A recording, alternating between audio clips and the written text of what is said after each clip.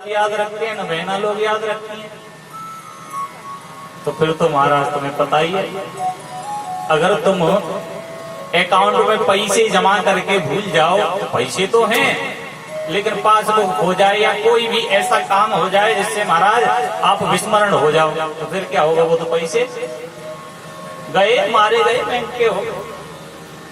तो आपको वो 7 वचन ही याद नहीं है तो महाराज फिर विवाह में तो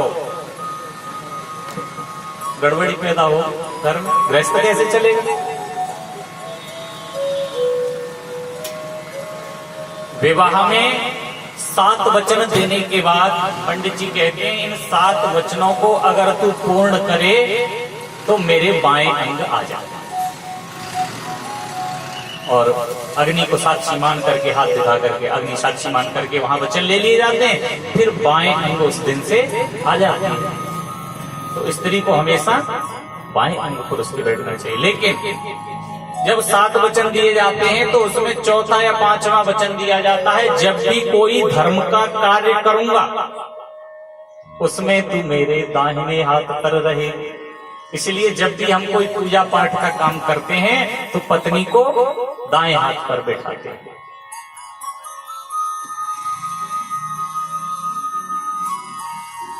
भगवान भोले शंकर माँ अम्बा जगदम्बा को अपने बराबर में स्थान देते हैं। अच्छा, एक नई बात बता दूं तुम्हें, रहने दूं? बता दूं? रहने दूं? रहने दो, हजम नहीं होती, अच्छी बात है। अच्छा तो सुन लो,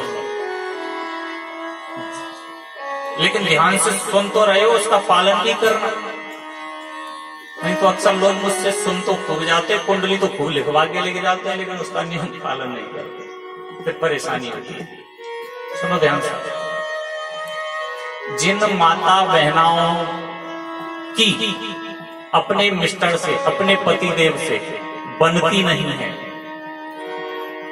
विचार मिलते नहीं है, वो एक काम जीवन में भूल से ऐसा हो जाता है जिसके कारण ऐसा होता है। अब माता बहनाओं की तो जो बुजुर्ग हैं उनकी तो हो गई, इसीलिए मैं कहता हूं नई जनरेशन को लाया कर, वो सीख के जाएगी तो उसका जीवन सही चलेगा। जो स्त्री अपने पति के साथ दाहिने हाथ पर शयन करती है, बेडरूम में सीधे हाथ पर सोती है, आगे चल करके उनके आपस में विचार मिलते नहीं हैं।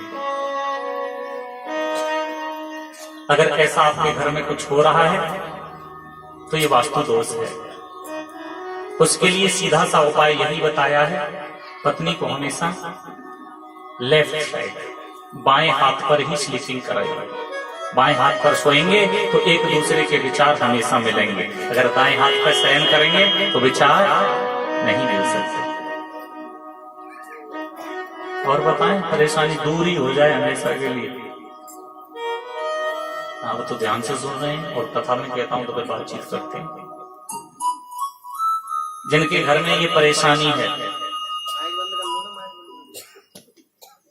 वो अपने घर में या तो एक सफेद बतख का जोड़ा लें, डक, सफेद बतख का जोड़ा पोस्टर में चित्रपट होना चाहिए, और जहां आप सोते हो बेडरूम के पीछे उसको ऊपर लगा दीजिए।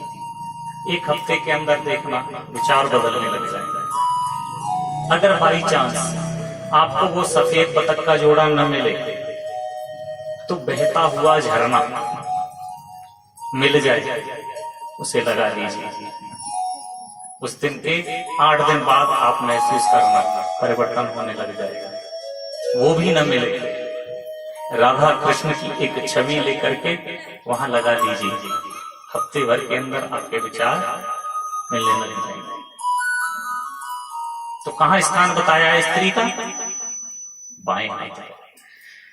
भगवान भोलेनाथ हमेशा स्थान देते हैं अपने बराबर में, लेकिन जब सती सीता का भेष धारण करके गई है तो अब भगवान भोले शंकर कहने लगे अब तो ये मेरी माँ के समान हो गई, और माँ का वात्सल्य तो सामने होता है, बराबर थोड़ी होता है। आज से सती तुम यहाँ नहीं बैठोगी, मेरे सामने बैठो। माँ अम्बा जगदम्बा को सामने स्थान दे दिया। अब तो माँ अम्बा जगदम्बा समझ गई, सोचने लगी कि अब मुझे क्या करना चाहिए। ये कब हुआ? पति का अपमान किया। सती ने एक गलती नहीं की है। एक गलती अगर कोई माता बहन कर दे तो पति क्षमा कर देता है। दो गलती कर दे तो भी क्षमा कर देता है। लेकिन गलती पे गलती, गलती पे गलती अगर करते रहे तो महाराज फिर क्षमा नहीं होती। सती ने कितनी गलतियां की हैं, सुनो ध्यान से। पहली गलती, सती जी ने संत की श्रद्धा का गलत अर्थ निकाला।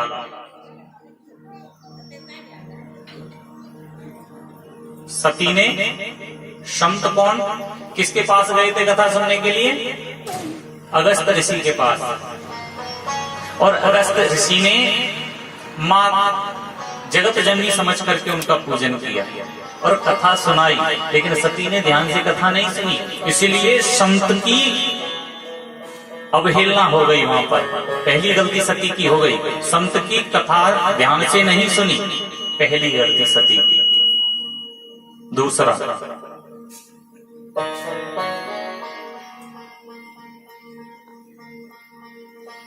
जब लौट करके कथा सुन करके आ रहे हैं तो भगवान भोले शंकर ने वहीं से प्रणाम किया राम के लिए। लेकिन सती ने प्रणाम नहीं किया। दायित्व तो बनता है कि जब पति इतना सम्मान किसी को दे रहा है तो पत्नी को भी सम्मान देना चाहिए। तो इस कारण से सती को ये परीक्षा भोगनी पड़ी।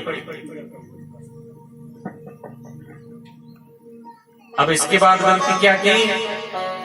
बोले तीसरी गलती ये की कि भगवान पर संदेह किया। भगवान भोले शंकर कह रहे हैं कि ये मेरे इष्ट हैं, ये राम हैं, लेकिन सती ने संदेह कर दिया। बोले मैं कैसे मालूम क्या ये वही राम है? संदेह कर दिया।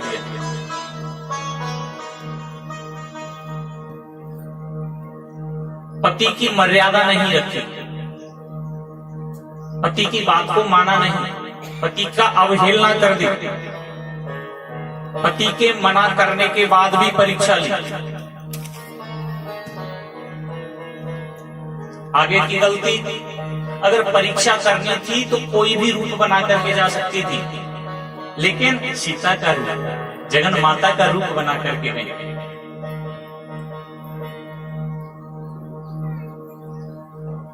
और सबसे बड़ी गलती, पति के पास आई तो भगवान भोले शंकर ने पूछा परीक्षा ले आई? झूठ बोल दिया। कछुन परीक्षा ली गोसाई, कीन प्रणाम तुम्हारी आई। मैंने तुम्हारी तरह से प्रणाम किया है, मैंने कोई परीक्षा नहीं की। पति से झूठ बोल दिया। एक नहीं महाराज, गलती पर गलती, गलती पर गलती कर दी। इस कारण से भगवान भोले शंकर ने सती का त्याग कर दिया। सामने बैठा दिया कि आप हमारे बराबर नहीं, अब आप हमारे समक्ष आगे बैठो।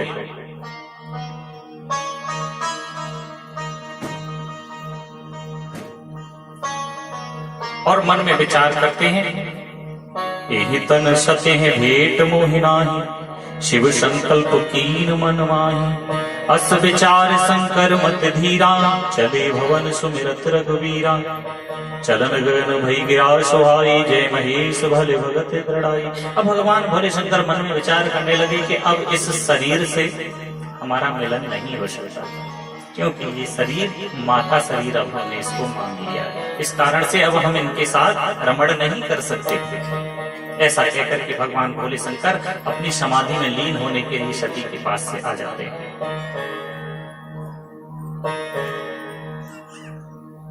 धीरे धीरे समय व्यतीत हुआ।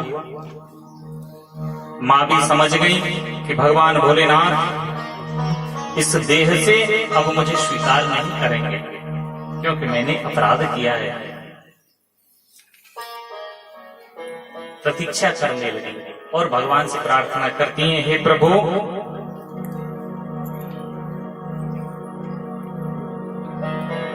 कहे न जाय कछु हृदय गलानी, मन महु राम ही सुमिर शयानी।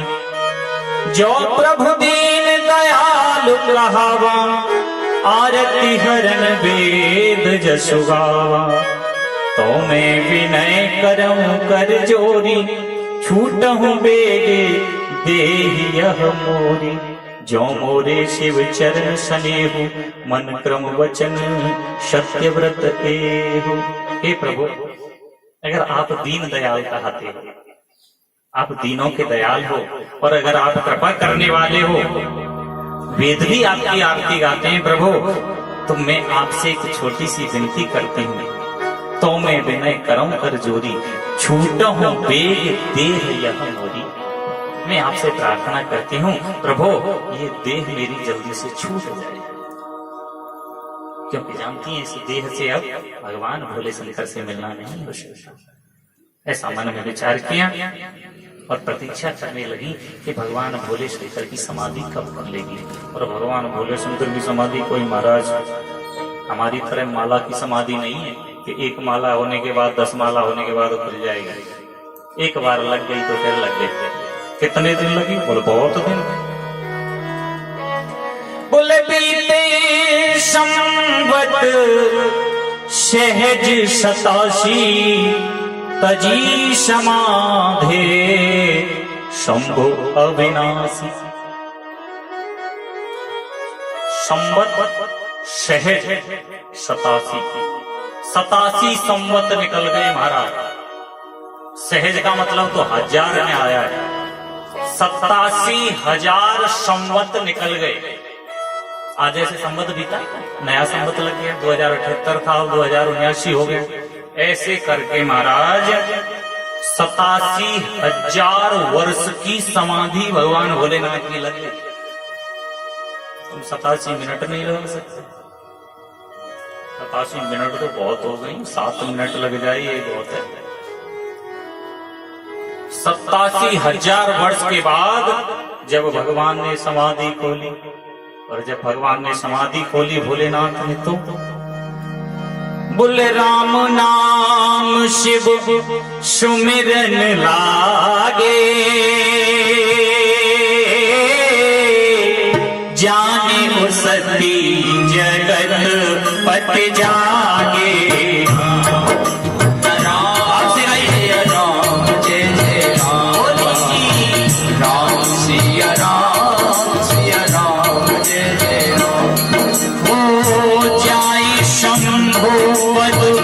वंदन कीना सन्मुख शंकर आसन दीना। राम सिया राम जय जय राम। राम सिया राम जय जय राम। ओ लगे कहन हरे कथा रसाला, प्रदेश भये पिंगाला। राम सिया राम जय जय राम। राम सिया राम जय जय राम। ओ देखा विधि विचारे सब लायक, दक्षिण प्रजापति नायक। राम सिया राम जय जय राम। राम सिया राम जय जय राम। राम नाम शिव सुमिरन लागे। समाधि जब खोली तो राम राम भगवान भोले शंकर जपने लगे। जाने हो सती जगत पत जागे। सती जी को लग गया कि अब भगवान भोले शंकर की समाधि छूट गई है। जाए शंभु पद वंदन कीना। ध्यान से सुनो। मां गई और जाकर के भगवान भोले शंकर के चरणों को छुआ। पत्नी का दायित्व तो होता है पति की सेवा करना, और जो पत्नी ऐसा नहीं करती उसे करोड़ों जन्मों तक नरक भोगना पड़ता है। अच्छा आप बताओ, आप अपने पति की सेवा करती हो या नहीं? अच्छा ज्यादा तो नहीं करते? प्रातः काल हर स्त्री को जागने के बाद अपने पति के पैर छूने चाहिए। और ईमानदारी से बताना कौन कौन छूती है? हाथ उठा।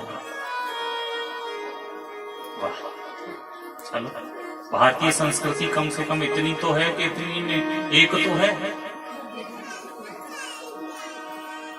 ध्यान सुनो, कल कथा में आना या मत आना तुम्हारी इच्छा, लेकिन कल कथा में आओ तो ये हाथ सब ऊपर होने चाहिए, ठीक है?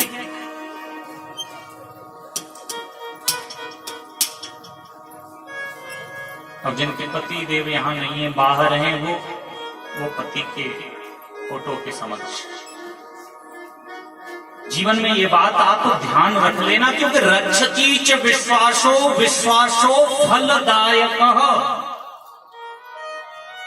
अगर आप विश्वास करके उसे भगवान के स्वरूप में पूजोगी तो उसमें तुम्हें भगवान ही नजर आएगा। और अगर उसकी कोई इज्जत नहीं है तुम्हारे दिमाग में तो फिर महाराज याद रख लेना, बेशक तुम उसकी इज्जत नहीं कर रहे, लेकिन समाज में क्या, भगवान भी तुम्हारे यहाँ से जाने के बाद इज्जत करने वाला नहीं है। क्योंकि अवश्यम एव च भुक्तव्यम कृतम कर्म शुभाशुभम, जो किया है उसका भुगतान करोड़ों जन्म निकल जाए लेकिन करना पड़ता है। हमारे सनातन धर्म में किसी देव की पूजा नहीं बताई स्त्री के लिए। कोई भी पुस्तक खोल करके, कोई भी पुराण शास्त्र खोल करके मुझे ये दिखा दे कि यहाँ पर दिखाया गया है कि स्त्री को भगवान की पूजा करनी चाहिए। नहीं, स्त्री के लिए सिर्फ पति की पूजा बताई है, इसके अलावा कुछ नहीं बताया। नार धर्म पति देवन दूजा, मन क्रम वचन विप्र पद, मन क्रम वचन पति पर पूजा।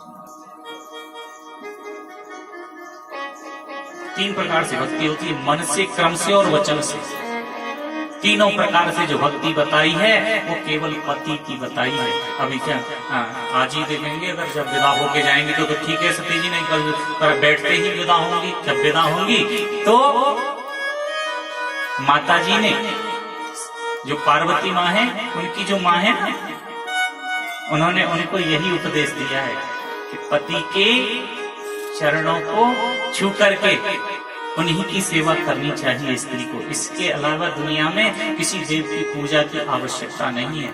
आप चाहे 16 सोमवार करो, चाहे 21 सोमवार करो, चाहे वैभव लक्ष्मी को बुलाओ, चाहे नारायण देव को बुलाओ, चाहे शनि देव को बुलाओ, चाहे भैरव बाबा को बुलाओ, तुम्हारे मन में आए उसे बुलाओ, लेकिन तुम्हारी पूजा जब ही सार्थक है जब तुम अपने पति का सत्कार करती हो, अपने पति की पूजा करती हो, अपने पति का कहना मानती हो।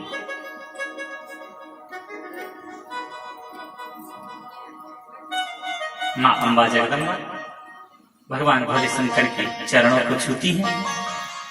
जाय शंभु पद बंदन कीना, सन्मुख शंकर आसन दीना।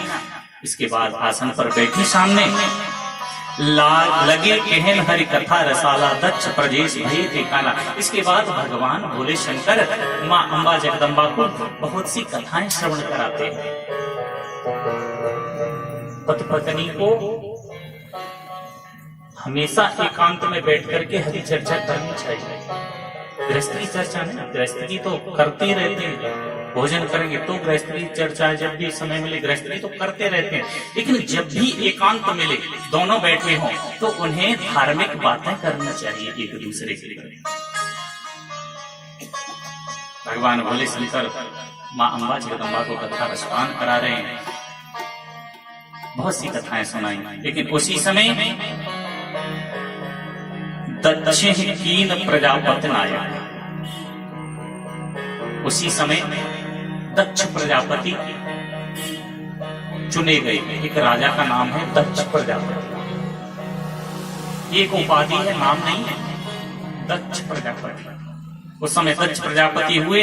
बड़ अधिकार दक्ष जब पावा, अति अभिमान हृदय तब आवा। और जब किसी को बड़ा पद मिल जाता है तो उसके अंदर निश्चित अभिमान उत्पन्न हो जाता है। नहीं को अस जन्मा जग माही, प्रभुता पाए जाहे मद नाही। दुनिया में ऐसा कोई हुआ ही नहीं जिसको बड़ा पद मिल जाए और उसके अंदर अभिमान अहंकार ना हो। दक्ष कौन है? सती के पिता।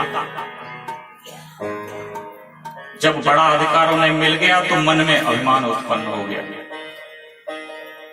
दक्ष लिए मुनि बोले सब करने लगे, बढ़ जाग देवते सादर सकल सुर, जे पावत मख भाग।